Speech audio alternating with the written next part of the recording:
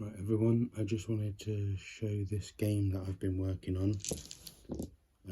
It's played on a 7x7 board, and basically it's like a really tiny tabletop game. So I'll just show you stats. So, if I can,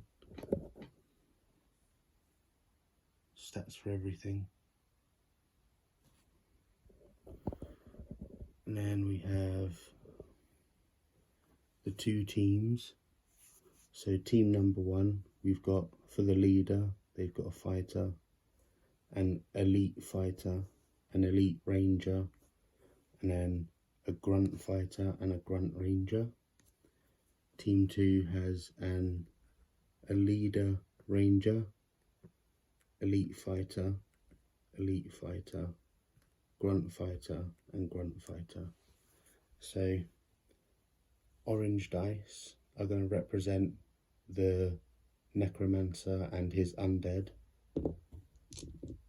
White dice are going to represent the knight and his warband. So the first steps are rolling for initiative. So the knights are going to have the initiative, so they're the attackers and the necromancer are the defenders. So as they're the defenders, they get to choose 3 pieces of terrain first, and they're going to take a large wall, the other large wall, and a short pillar. So that's going to be the defenders' terrains. The attackers will take 2 pillars and a short wall. So short walls and short pillars can be climbed, but to climb them it takes both your actions. So now we go to set up. I'm just going to have the defenders be on this back line, and the attackers can be on this line over here. So for setup, it starts the defenders place a terrain, then the attackers place a terrain. So defenders will place a wall here, and attackers will place a pillar. Defenders will place a wall here. Attackers will place the short wall, and then defenders only have one more thing left, and now going to place this behind the wall, and then the attackers will place this pillar here. Right, so then attackers, so you set up on your back line, so the attackers get to place their model first, so they're going to place their leader dead in the centre. Defenders going to place their necromancer as well dead in the centre. Attackers will place their elite ranger here. Defender elite fighter here. Attacker elite fighter next to the leader. Defenders will place in there. Oh, that was meant to be the elite ranger. Now the normal ranger will go here. The grunt skeleton's going to go there. Then their grunt is going to go there. And then this elite fighter is going to go here. There you go. Right. So they're attackers, they're defenders, so they get to act first. So you get 2 actions. So each time you move a square, that's an action. You can move either straight or diagonally for your action, and an attack is an action. But if you attack, that instantly ends your go. Okay, so they're going to act first. So they're going to go 1, 2. Then these guys are going to act. He's just going to move up here because he can't climb up because he hasn't got both actions because he used an action to get there. So then their leader will come out. 1, 2. and then this guy is going to move to here for 1. Then their elite fighter will go 1, 2. This elite fighter will now move to here, and now this fighter is going to go to here. He's going to use both his actions to climb, and now we have our first fight.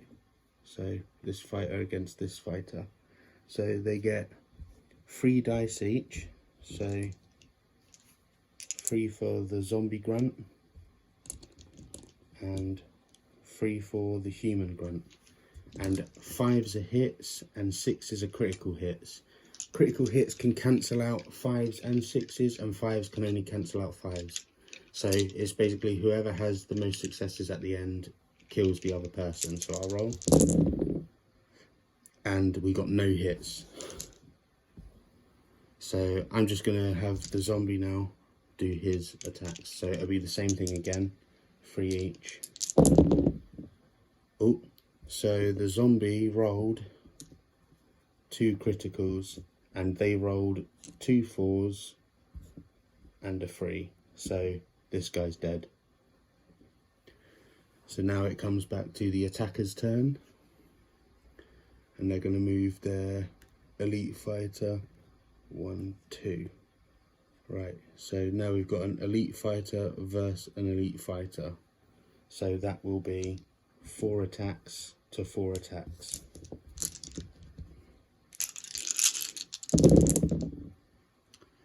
So we have a 6 on the elite skeleton fighter and a 6 on the elite Templar, so they cancel each other out. So now we are going to have the Rangers move, why not? So 1, 2.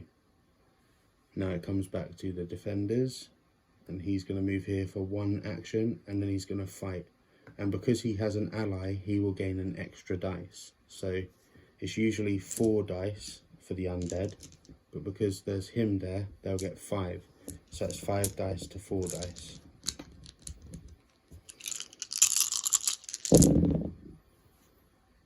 Oh, but that Templar got a 6, and they didn't. They only got a 5, so they can't beat that. But there wasn't any more hits, so no one kills no one.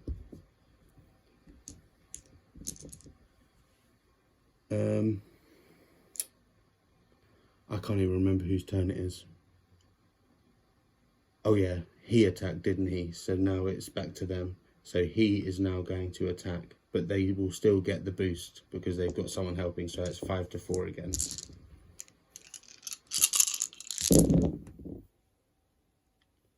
Oh, so a 6 and a 5. Oh dear, it was a 6 and a 5. And the undead only have 1 5, so the 5 will cancel out the 5 and the 6 will kill him. So now he's dead. I want to try and show the Rangers what they do, but like the board is a kind of all line of sight is blocked, so I can't really show it in a minute. Let me try and get someone in position to shoot. Let me move him 1, 2, and then I'll have him move his 1, 2, 1, 2. So then now this guy has direct line of sight of him because the Rangers can only shoot in diagonals or straight lines. So this is a clear diagonal. So it will be 2 shots to 1 evade, because he has 1 evade and he gets 2 shots. So 2 shots to 1 evade. Just move these dice out of the way. Oh, and he landed a hit. So that kills him because he only rolled a 1. So he's dead. So again, it comes back to the undead, and he's going to move 1, 2. So then he is going to fight him, but he has him as aid, so it's going to be 4 against 4.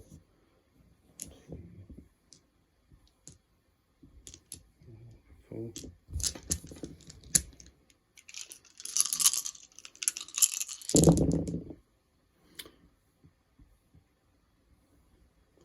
That was a good roll on the undead side.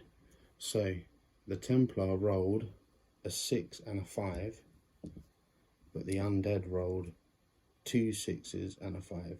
So the 6 and the 5 will cancel out their 6 and 5, and then they still have another attack, so they killed him.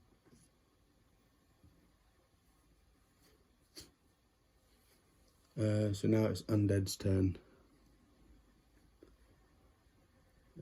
He will move 1 2 like that. So as well, rangers can shoot over short walls. They can, just to let you know.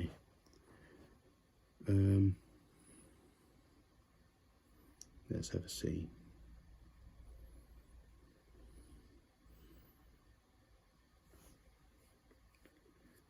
I think he'll come closer. 1 2, yeah, there you go, because then I think he's got a shot on him next. Okay, so he's going to move here, and then he's going to try and shoot him. So because he moved, whatever he rolls, he has to -1 to all the dice rolls. So he's a leader ranger, so he gets 4 shots, and that is an elite ranger, so he gets 3 evades. So whatever the necromancer rolls, he will have to -1 to all of them dice. So he needs 6s to hit because he moved. And he rolled 1 6, so that counts as a 5, but he rolled a 5 and cancels it out. So no damage is dealt. But now he can do a perfect shot on him.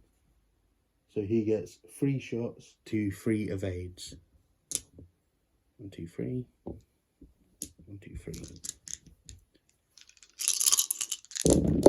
Oh dear, I dropped a dice. So that needs to be re-rolled. Oh my, that was terrible. So the necromancer rolled a 4 3 2, and the elite ranger rolled a 4 4 6. So he kills the leader. The leader's dead. So these undead are pretty buggered, but they're going to try it anyway. So the elite skeleton is going to move 1 2 into combat range with him. So then he is going to fight him. So it's going to be 4 dice to 5 dice.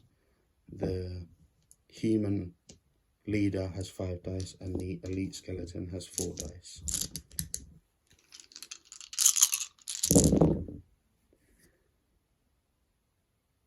Oh, that was close. So the elite skeleton rolled only 1 hit, and the leader only rolled 1 hit as well, so they cancel each other out, so no one hurt anyone there. So then this skeleton now is going to move up to here to aid this skeleton, but he can move 1 and take a shot on that skeleton, which he will do, but his shots will be at -1. So 3 shots at -1 to an evade of 1. The skeleton only has 1 evade. Oh, and he rolled a 6. How lucky is that? And he missed all of his shots, so it doesn't deal any damage anyway. So now it goes to fighting. So it's going to be the elite fighter fighting their leader, but because he has aid, he gets +1. But he also has aid, so it's +1. So it'll be 4 5 to 6. And 6 is the maximum you can get aid, so you can't ever roll it more than 6 dice. So it's going to be 5 dice to 6 dice.